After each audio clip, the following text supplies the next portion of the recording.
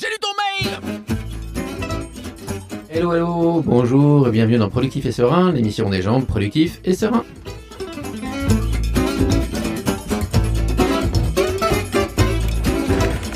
J'ai lu ton mail. Alors aujourd'hui, d'abord bonjour chers comparses, bonjour Geoffrey. Bonjour. Bonjour Jean-Phi. Bonjour. Voilà. Aujourd'hui Jean-Phi va nous parler de la discipline positive. Voilà, donc on a un petit thème enfant pour cette fin d'année. La discipline positive de Jen Ryan. C'est ça? Non, Jen Nelson. Jen Nelson. Oh là là là là. Bon, j'ai complètement raté mon intro, mais enfin c'est la discipline positive de Jen Nelson. Alors qu'est-ce que c'est que ça, Jean-Phi? Alors, tout d'abord, je veux tout à fait être honnête. Je n'ai pas lu le bouquin dans son entier. J'ai été chercher des renseignements un peu dans le livre, un peu sur des blogs, sur des vidéos. Bon, puis au bout d'un moment, ça m'a fait quand même une source d'information assez complète. Donc j'étais très intéressé par la méthode. Donc je suis un blog, un site internet qui s'appelle Papa Positive, et dans lequel il y a plein de conseils. Voilà, j'aime bien. Il y a une newsletter, j'aime bien la recevoir et la lire parce que du coup, en fait, à chaque fois que je fais ça, ça me fait repenser à pour l'éducation de ma fille. Est-ce que voilà, c'est une piste de réflexion, un rendez-vous avec moi-même pour penser cette chose-là qui est très importante pour moi. Du coup, ils en parlaient un petit peu, puis faut bien le dire, nous trois, on en a aussi un peu causé il y a pas si longtemps, et donc voilà, je me suis intéressé plus avant à la méthode. Celle qui a écrit le livre, donc Discipline positive, c'est Jane J-A-N-E Nelson, N-E-L-S-E-N, et c'est une Américaine qui a 7 enfants. Voilà, qui a eu des diplômes dans l'éducation et qui a parlé de cette méthode-là. Donc, dans discipline positive, moi j'ai retrouvé dans les explications des uns et des autres beaucoup de liens avec la CNV et notamment cette histoire du besoin. Ça c'est vraiment la révolution de la CNV, c'est cette histoire de besoin et justement la discipline positive repart aussi de ce postulat. Donc le besoin, peut-être quelques mots, le besoin CNV pour les gens qui ne connaîtraient pas. CNV, c'est communication non violente. Alors voilà, CNV, communication non violente, et en définitive, le besoin, c'est là où on va pouvoir se retrouver. On fait souvent l'expérience dans les stages de CNV. Si je demande à quelqu'un qu'est-ce qu'il mange le matin au petit déjeuner, il va peut-être me répondre des tartines. Et tout le groupe, et on est une trentaine, si il sent que c'est plutôt des tartines qu'il aime le matin, il va se rapprocher du bonhomme. Et s'il mange des cornflakes, il va s'en éloigner, d'accord? Ou il y en a qui mangent pas du tout. Enfin bon, bref, il y a tout un tas de figures. Mais si on dit qui a besoin de manger le matin, beaucoup et on va beaucoup se rapprocher de la personne qui a dit oui, moi j'ai besoin de manger le matin. D'accord. Donc d'une certaine manière, on a des besoins qui nous réunissent et qu'il faut pas confondre avec une stratégie. La stratégie, c'est qu'est-ce que je vais manger le matin, et le besoin, c'est le besoin de nourriture. D'accord. Voilà. Donc le besoin est commun et on peut tous comprendre un besoin, mais on a tous des stratégies différentes. Exactement, un besoin est universel et pour nourrir ce besoin, on a chacun des stratégies différentes. Voilà. Donc du coup, si on se réunit avec ça, c'est beaucoup plus facile. L'idée de la discipline positive, c'est d'allier la fermeté et la bienveillance. La fermeté, c'est le respect du besoin de la situation. Qu'est-ce qui se passe quand on est en voiture? On fait pas qui c'est à papa qui est en train de conduire ou à maman. Oui, c'est pas une bonne idée. Les yeux. Voilà, on ne fait pas ça. Non. Les adultes aussi sont là pour donner une règle, un cadre, et avec cette croyance que le cadre rassure d'une certaine manière. Et puis il y a le monde des adultes. Alors là, il y a la fermeté. Et puis en même temps, il y a la bienveillance, c'est-à-dire là cette fois le respect de l'enfant et de ses besoins. De voir avec lui comment on va faire pour respecter telle règle, pour améliorer la vie en commun. Et comment est-ce qu'on va faire pour faire coopérer ces deux énergies différentes?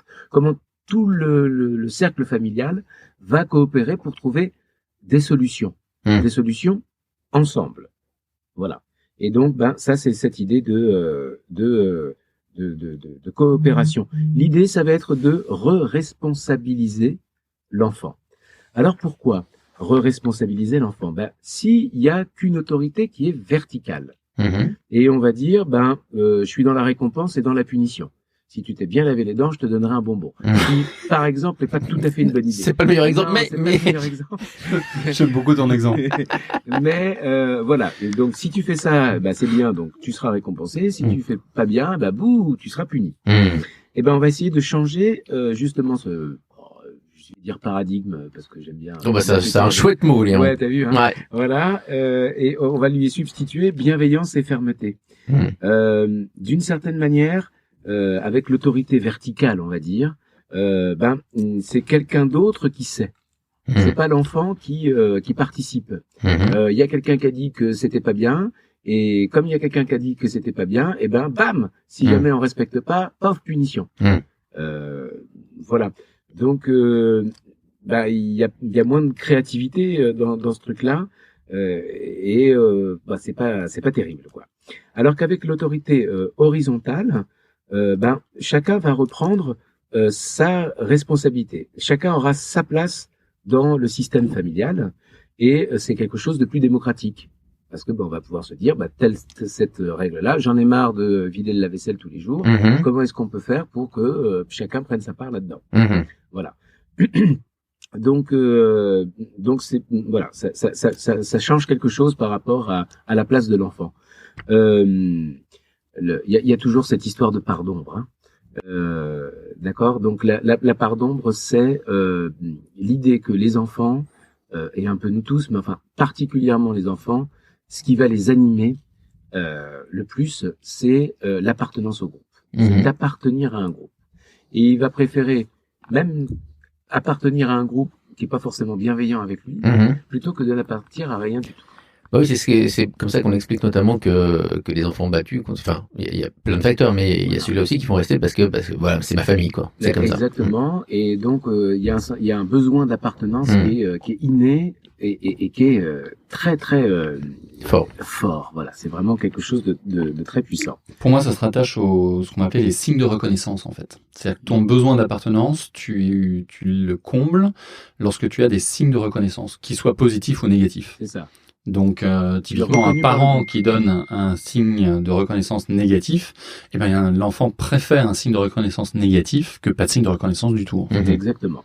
Donc, en fait, on va s'appuyer là-dessus parce que du coup, l'idée positive cette fois, c'est qu'il aura envie de contribuer au bien-être général. Et oui. Et ce sera quand même plus facile de lui faire respecter une règle qu'il aura contribué à élaborer. Bien sûr. Voilà. Donc, c'est cette idée-là. Alors, comment est-ce qu'on fait? Et oui, c'était ma question. Ben oui. Bonne question. S'il en est. En a-t-il d'autres? Ah, mais c'est fini, oui. Laisse-le parler un petit peu. Oui. C'est sa chronique. C'est une recherche de solutions communes. Donc, une des possibilités est d'avoir des temps d'échange en famille. Et c'est ce que j'aime bien et qui se rapproche un peu de GTD. Notamment quand on se pose la question à quoi ça ressemble quand c'est réussi. J'adore cette question. Ouais. Et à quoi ça ressemble quand c'est réussi? Non, parce que ça met dans un état d'esprit et même un état physique qui est différent. On va regarder la chose de manière différente. Je suis sûr que si on regardait dans le cerveau ce qui se passe cognitivement, c'est que tu forces la visualisation en fait. Quand tu poses la question à quoi ça ressemble quand c'est terminé, t'es bien obligé de te représenter la chose terminée. C'est-à-dire que t'es obligé de passer au-dessus le fait que ce soit possible ou pas. C'est ça. Non, mais ouais. On prend tous les jours, même quand c'est moi qui fais la chronique. Non, super, au contraire. Voilà. Et donc, le premier temps d'échange en famille, ceux qui font l'holacratie retrouveront ça aussi, c'est un premier tour où, comment dirais-je, chacun va remercier, complimenter, dire voilà, merci, c'était chouette, tout ça.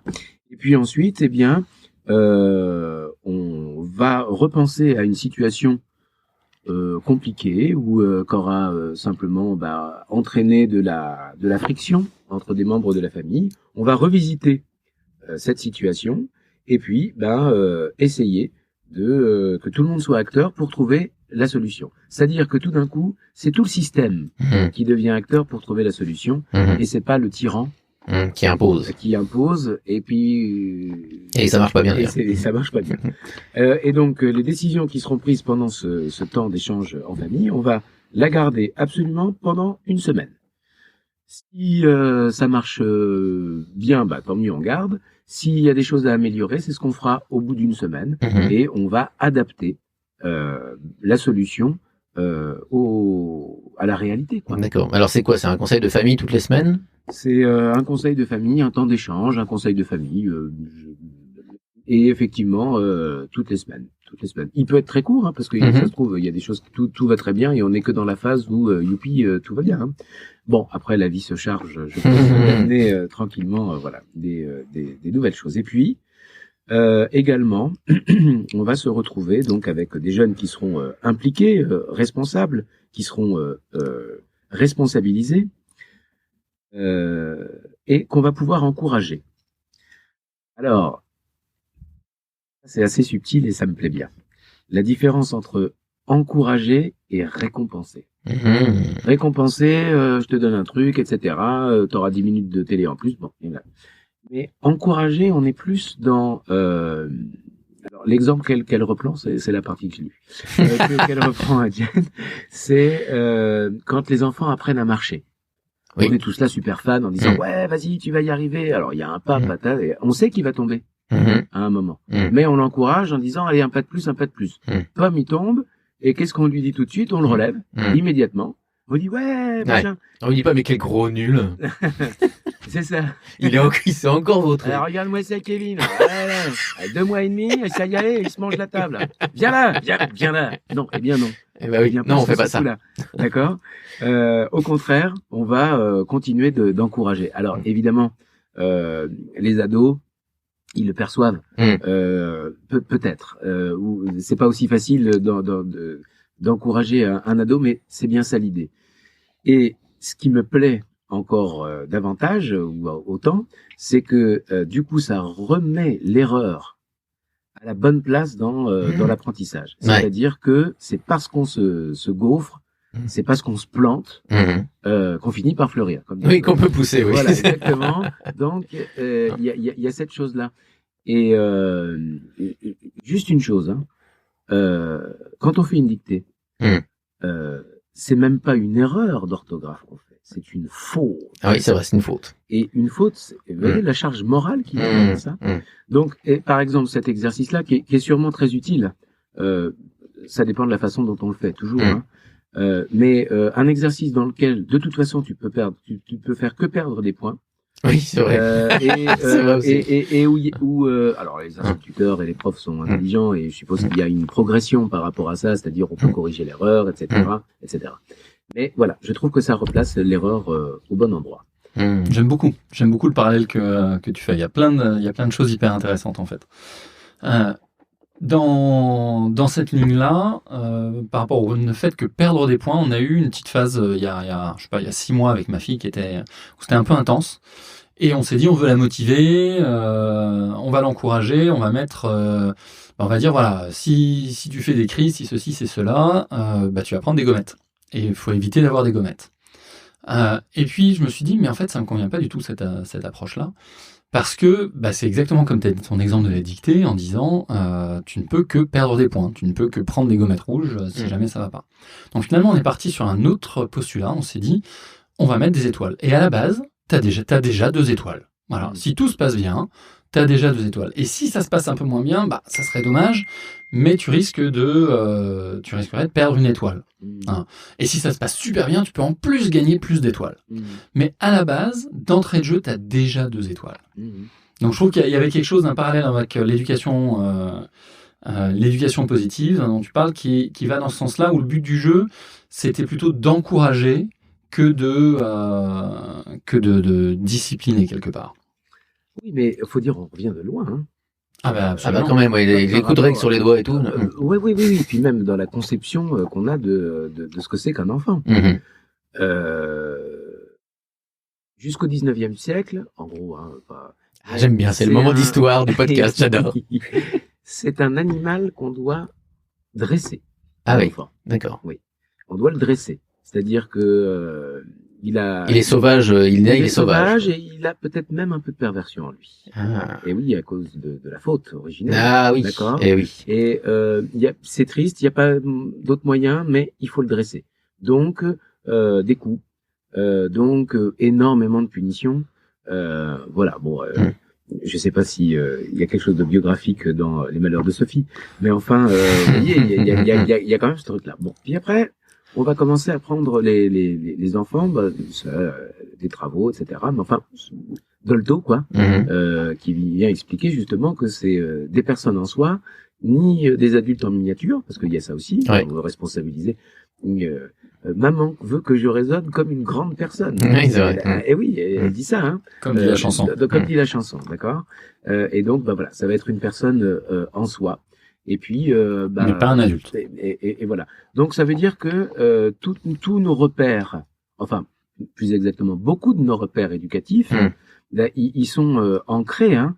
On trimballe toute une histoire quand même avec nous. Là,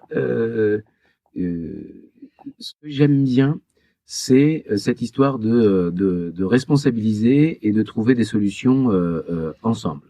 Voilà. De construire quelque chose. Alors je sais pas, il faudrait un spécialiste de la systémie pour dire si justement, vous savez, systémie, il y a toujours au moins une personne qui est La personne symptôme. Voilà, la personne symptôme. Du coup, est-ce que ça règle cette chose-là en la responsabilisant? Enfin, ce serait intéressant de savoir. Moi, j'aime beaucoup dans ce que tu présentes le fait de remettre l'accent sur la motivation, développer la motivation intrinsèque. Parce que tant que tu es dans la carotte et dans le bâton, tu es sur de la motivation extrinsèque. Je fais ce que je fais pour avoir la carotte ou pour me protéger du bâton. Mais quand tu es encouragé et que tu es dans un environnement bienveillant en disant bah vas-y, on croit en toi, on sait que tu peux le faire, etc., tu es en train de développer ta motivation intrinsèque. C'est-à-dire que tu le fais pour toi, et tu le fais pas parce que tu vas avoir une récompense ou un coup de bâton. Je connais pas un seul parent qui a dit à son gamin, après l'avoir vu tomber 600 fois sur les fesses, non mais laisse tomber, marcher c'est pas pour toi. Ouais, t'y arriveras jamais. T'y arriveras pas, laisse tomber quoi. Voilà.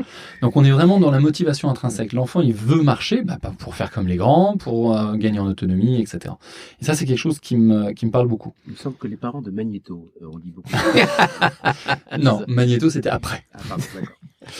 Mais et pour faire un parallèle sur la PNL, programmation neurolinguistique, moi j'aime beaucoup. Il y a un postulat en PNL qui est tout comportement a une intention positive pour la personne qui a ce comportement-là au moment où il a le comportement. Et donc même un enfant qui pique une crise dans un supermarché qui peut mettre tout le monde mal à l'aise, gênante, et puis on a eu des longues journées et on a plein de choses et ça nous arrange pas toujours. À ce moment-là, l'enfant a ce comportement-là parce qu'il y a une intention positive pour lui derrière. Je crois qu'elle appelle Ça rejoint le besoin pour moi. Ouais. Et je crois qu'elle appelle ça même l'objectif mirage. Parce qu'il y a plusieurs stratégies, hein. Je crois qu'il y a 5-7 stratégies dans le bouquin. Ouais, c'est ça, et je crois que ça fait partie d'une. Ouais. Après avoir travaillé sur le bouquin donc de l'éducation positive, moi j'ai pas trouvé toutes les réponses que je cherchais parce que je trouve que souvent il y a un peu trop d'enfants rois et ça, pour moi il y avait un côté qui était le besoin de l'enfant c'est très bien, mais parfois il y a un côté, en tout cas dans les personnes que je rencontre qui appliquent beaucoup d'éducation positive, où les parents s'oublient. Et oui, derrière. Il y a fermeté, hein. Et en fait, absolument. Et souvent, ce qu'on oublie, c'est qu'il y a fermeté, en même temps, fermeté, bienveillance, mais l'enfant a besoin d'un cadre. Et même dans le message de Dolto, qui est souvent ramené au côté enfant roi, non, il y a une deuxième partie du message de Dolto qui est non, l'enfant a besoin du cadre. Voilà. Mais c'est bien de le souligner parce que c'est souvent pas pris en compte assez par les gens même qui lisent le bouquin de bonne foi des fois. Exactement. Et les parents derrière, si le jour où les parents ne peuvent pas gérer parce que la journée a été compliquée, parce que ceci, parce que cela, eux aussi, ils ont le droit à l'erreur. Direct. Ouais. C'est Et 5 d'un coup. Là. Non, je te dis, on est passé aux étoiles maintenant. C'est beaucoup mieux les étoiles. Je voulais faire un parallèle sur un autre bouquin que j'ai lu également qui m'a beaucoup parlé, et ça revient sur ton côté enfant du 19e siècle sauvage. C'est le livre de Claude Amos qui s'appelle L'autorité expliquée aux parents. Parce qu'il y a souvent une misconception, une confusion, un mélange entre autorité, discipline, punition et plein de choses comme ça qui peuvent faire très peur. mais dont l'enfant a besoin d'un cadre. Donc comment est-ce qu'on fait pour jongler tout ça? Et dans son bouquin, justement, Claude Amos explique la différence entre ces différents éléments et c'est quoi mettre un cadre, c'est quoi poser un cadre, c'est quoi avoir de l'autorité, tout en bienveillance, tout en permettant à l'enfant de grandir. Et moi, c'est un livre dans lequel on a trouvé énormément de réponses. Et il dit notamment que l'enfant naît sauvage. Il y a un petit côté comme ça, où l'enfant naît sauvage. Et moi, ce qui m'a parlé, c'est que le but des parents, c'est pas de le dresser, c'est pas de l'éduquer, c'est de le civiliser.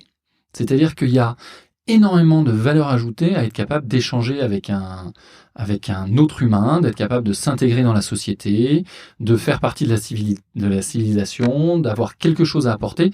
Tout ça, c'est génial à condition qu'on soit en capacité de connecter avec cette société. Et donc, ce qu'il explique, c'est le cadre posé, la bienveillance va permettre à l'enfant de se civiliser par rapport à l'enfant qui fait tout et n'importe quoi et ce qu'il veut. Et s'il reste sauvage, il va pas pouvoir profiter de toutes ces opportunités. Voilà. C'est l'histoire du livre de la jungle. C'est l'histoire du livre de la jungle, absolument. On peut faire un très beau parallèle avec le final. Ouais.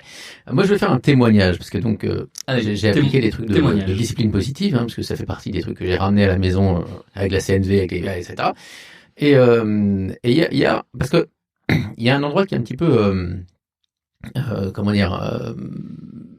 pas forcément facile à bien saisir, c'est le coup des conséquences naturelles. Tu vois, quand il se passe quelque chose, voilà, tu sors de chez toi, voilà.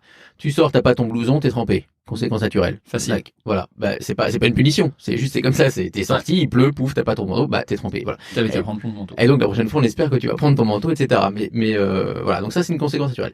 Et des fois, il y a dans le phrasé de certaines choses où on peut se dire, ouais, mais c'est quand même un peu une punition, c'est un peu le système punition-récompense. Parce que si je dis, par exemple, si tu ranges ta chambre, t'auras tel ou tel truc. Là, on est dans la condition. Mais tu peux arriver presque au même résultat en phrasant différemment. Et on a l'impression que c'est juste une différence de phrasé, mais il y a beaucoup plus de ça derrière. On peut dire quelque chose, tant que la chambre n'est pas rangée, je peux pas te laisser faire autre chose. Bon, je suis un peu extrême dans le truc. Ou pour pouvoir faire autre chose, il faut que la chambre soit rangée. Vous voyez, donc, quand on aura de la place pour pouvoir jouer à ce jeu-là, on peut dire c'est quand même une condition. Effectivement, à ce moment-là, oui, mais non, pas tout à fait. Et nous, on a mis un truc en place. On a mis le tweet en place. Wow. Le tweet, alors ça fait quelques années. Ouais, le tweet, c'est assez extraordinaire. Parce que évidemment, en tout cas, la chambre de notre grand garçon était loin d'être ce qu'on appelle rangée en fin de journée. Ouais, c'est le truc classique où on marche dessus, puis on marche sur des bouts de Lego, machin, etc. Pieds nus sur les Lego. Voilà. Donc on en avait marre de ça. Et donc, on a essayé pas mal de moyens classiques avant la discipline positive. Et puis, en lisant les trucs, on s'est dit, OK, on va essayer quelque chose. On va donc essayer le tweet. Alors, c'est quoi le tweet? Le tweet, c'est un machin qui passe le soir. En l'occurrence, le machin qui vous parle. dans l'appartement en faisant tweet. Tu vois, un peu comme une sonate. Tweet, comme ça, voilà. Et si le tweet trouve un jouet qui n'est pas à sa place, il le met dans son sac. Et le jouet reste dans le sac 1 voire 2 semaines. D'accord, avant de pouvoir être rendu à l'enfant. Oui. Donc ça, c'est le principe de base. Donc il faut se promener dans l'appartement. Enfin, si vous appliquez le truc, voilà. Donc là, je me suis retrouvé effectivement à me promener dans l'appartement, à expliquer d'abord, là, évidemment, toujours expliquer d'abord, et pas mettre devant le fait accompli, mais dire voilà, là maintenant il y a un truc, il y a tout de suite qui passe, et celui tout de suite trouve un truc qui est pas rangé, il le met dans le sac et il faudra attendre 15 jours avant de le retrouver, quoi. Et donc, l'enfant au départ, mais bien sûr. Vas-y, fais ton tweet, machin et tout. Et donc, je fais mon tweet et je ramasse les trucs et je les mets dans le sac. Et incrédulité du gamin. Et crise énorme. Et voilà. Et c'est là où intervient la partie fermeté, en fait, aussi. Dans le bouquin, elle explique, elle dit, quand vous avez pris une décision comme ça, il faut tenir. Absolument. Ça va être super dur. Mais c'est pas tant dur pour le gamin qui est en train de faire une crise et qui se roule par terre. Vous avez l'impression que vous êtes le pire des parents possible au monde. C'est dur pour vous, parents, de voir ça. Parce que vous voyez votre enfant et vous avez qu'une envie, c'est d'arrêter pour que justement, qu'il soit plus dans cette souffrance-là que vous percevez. Je dis pas que c'est un jeu. De la part du gamin, mais je dis juste que c'est surtout ça travaille surtout sur le ressenti qu'on a nous de la scène. D'accord. Si vous tenez ça, après c'est bon. Et donc finalement c'est ce que j'ai fait. Donc j'ai tenu, je me suis senti le plus pourri de tous les pères du monde au moment-là. Et puis au bout d'un moment ça s'est calmé, j'avais le truc et il l'a eu et 15 jours après il a même oublié de me le demander parce qu'il avait oublié ce jour-là, etc. Là donc je suis arrivé après, 15 jours après je lui ai donné. Mais là je vous assure que depuis tous les soirs, au moment où le tweet passe, la chambre se range. Et la petite sœur maintenant a pris le relais et c'est assez extraordinaire. C'est-à-dire que dans la routine du coucher, il y a le moment où il y a le tweet et je commence à prendre mon sac et je commence à faire tweet dans la maison et vous voyez mais des fois limite il court, il pourrait se blesser tellement ils vont vite et ça pour ramasser les trucs, pour vite tout remettre, surtout que le tweet ne prenne rien. Donc eux, leur jeu, c'est devenu un jeu du soir. C'est assez extraordinaire. Enfin, j'en parle là en disant, c'est devenu un jeu pour eux de ranger le truc. Ils rangent pas leur chambre. Ils enlèvent les machins pour que le tweet surtout n'ait rien à manger. Je peux partager aux C'est auditeurs extraordinaire. que tu as un grand sourire. Ah Et on c'est voit que extraordinaire. ça t'anime. Mais parce que c'était une super lutte, agréable. T'as c'était les yeux une- qui pétillent, t'as le grand sourire. Oui. Ah, on sent que ça te parle. C'était une lutte sans fin. C'était le truc qu'on connaît sur plein d'autres sujets. On dit, mais range ta chambre. Et on essaye de 48 milliards de façons, ça ne marche pas. On punit, ça ne marche pas. On punit pas, ça ne marche pas. Ça ne marche jamais. Et là, tout d'un coup, il y a un truc et je me suis dit, mais c'est extraordinaire ce truc-là. Ah bah écoute, merci pour le partage. Je vais essayer. Ça me parle bien. Ouais. On me dit dans l'oreillette que tweet en inuit, ça veut dire perfectard. pour corroborer. Voilà, donc la discipline positive. N'hésitez pas peut-être à nous dire sur le forum si vous l'utilisez, ce que vous en avez pensé, si vous l'avez lu, jusqu'au bout. Donc c'est mon action à suivre. Mais bien sûr, mais bien sûr. Comme ça, on pourra faire une émission corrective. On va dire, Exactement. alors attendez, il y a une deuxième partie au bouquin. J'avais pas bien compris, mais en fait, Chers auditeurs, Productif et Serein, c'est fini pour aujourd'hui. Donc vous pouvez continuer à discuter de tout ça sur le forum www.productifetserein au singulier toutattaché.com et à nous mettre tout plein d'étoiles si vous avez apprécié ou des pouces levés ou je sais pas quoi, enfin n'importe quoi qui dit que vous aimez bien. en tout cas, pas des gommettes rouges. Non, surtout pas, surtout pas. Je sens que je vais prendre cher. Merci, à bientôt.